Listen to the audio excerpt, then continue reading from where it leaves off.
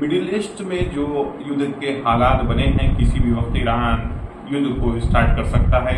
Iran की सरजमी पे उसके मेहमान को मारा गया, इसलिए ईरान काफी गुस्से में है। ईरान इसका बदला लेना चाहता है। इजराइल की दादागिरी जो है उसे कहीं न कहीं खत्म करना चाहता है। तो क्या इसमें ईरान कामयाब हो पाएगा?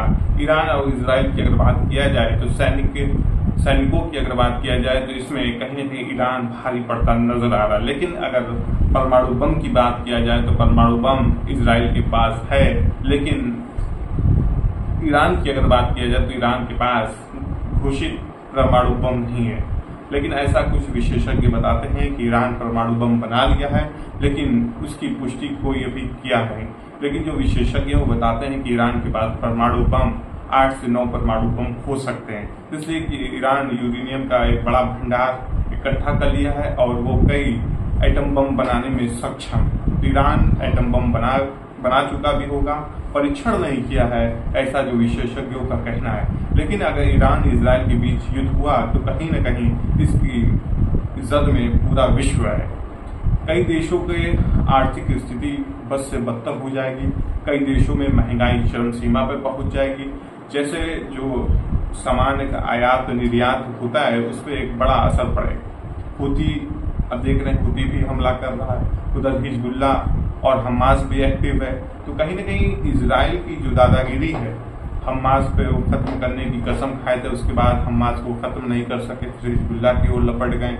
अब इजराइल का कहीं न कहीं जो जंग का दायरा बढ़ रहा है, इसको अमेरिका भी टेंशन में। अमेरिका का कहना है कि जंग को जल्द से जल्द किसी ऐसे मुकाम पे ले जाया जाए कि बातचीत से इसका हल हो सके।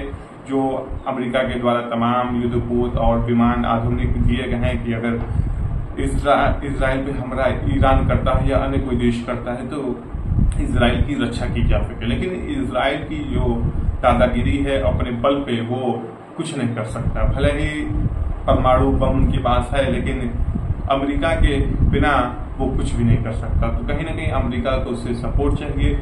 लेकिन फिलहाल जो खबरें हैं कि इजराइल पे किसी भी वक्त ईरान हमला कर सकता है। हिजबुल्ला और हुती और तमाम जो हमास की गुट अभी भी हैं वो किसी भी वक्त हमला कर सकता है। लेकिन इजराइल में जो आयरन डोम सिस्टम है कहीं न कहीं वो उससे निष्क्रिय कर देता है। अगर 100 उस पर रॉकेट दागे जाए अगर इजराइल में तो लगभग वो 90-95 रॉकेट को हवा में ही नष्ट कर देता है। लेकिन अब ये भी कहना है कि ईरान के पास किंजल मिसाइल आ गई है, रूस के द्वारा किंजल मिसाइल दी गई है। अगर उसे ईरान इजराइल के ऊपर वार करता है तो ईरान के द्वारा किए गए किंजल मिसाइल की जवाबी कार्रवाई में कहीं न कहीं इजराइल भी कहीं न कहीं विनाशक हमला कर सकता है ईरान पे। तो कहीं न कहीं इससे बहुत ही ज्यादा हानियां हो सकती हैं दोनों देशों को लेके। लेकिन जो विशेषज्ञ हैं वो अपनी अपनी बात रखते हैं। लेकिन अब देखना यह होगा कि जंग किस मोड़ पे जाती है,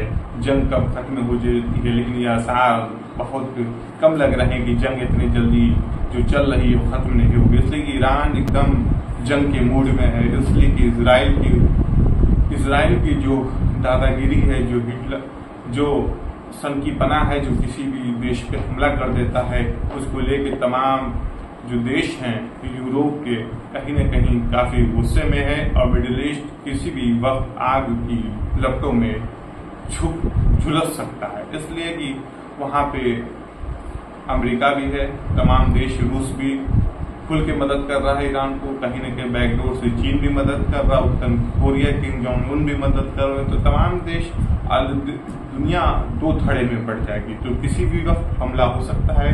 तो हम अपनी वीडियो के माध्यम से आज बता रहे थे कि जो मिडिल ईस्ट के हालात हैं बहुत ही चिंताजनक हैं।